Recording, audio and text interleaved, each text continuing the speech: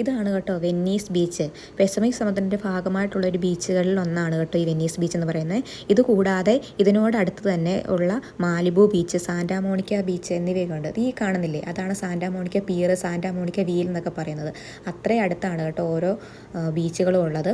ഇതിന് ഈ അടുത്ത ബീച്ചിലേക്ക് പോകാൻ വേണ്ടിയിട്ട് ഇവിടെ ഓരോ നടപ്പാതകളുണ്ട് കേട്ടോ. ഓരോ ബീച്ചിൽ നിന്ന് അടുത്ത ബീച്ചിലോട്ട് നടപ്പാതകളുണ്ട്.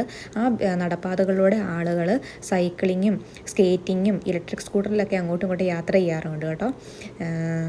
നല്ല രസമാണ്, ഈവനിങ്ങിൽ അവിടെ പോയി ഇരിക്കാൻ വേണ്ടിയിട്ട് നല്ല രസമാണ് കേട്ടോ. ഒരുപാട് തിരക്കൊന്നുമില്ലാത്ത വെറുതെ പീസ്ഫുള്ളായിട്ടുള്ളൊരു ഏറ്റവും നല്ലൊരു ബീച്ചാണ് കേട്ടോ സാന്റാ മോണിക്ക ബീച്ച്. ഫാമിലിക്ക് ഏറ്റവും കൂടുതൽ പോയി എൻജോയ് ചെയ്യാൻ പറ്റുന്നൊരു ബീച്ച് ഇതായിട്ട് ഞങ്ങൾക്ക് തോന്നാറുണ്ട് കേട്ടോ. അത് കണ്ടോ, ഇതാണ് ലൈഫ് ഗാർഡിൻ്റെ ബിൽഡിങ് കേട്ടോ.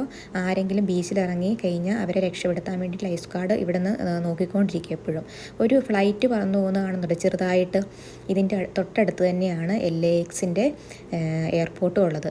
നമ്മളും ഇന്ത്യയിലോട്ട് വരുന്നത് ഈ വഴിക്ക് തന്നെയാണ് കേട്ടോ.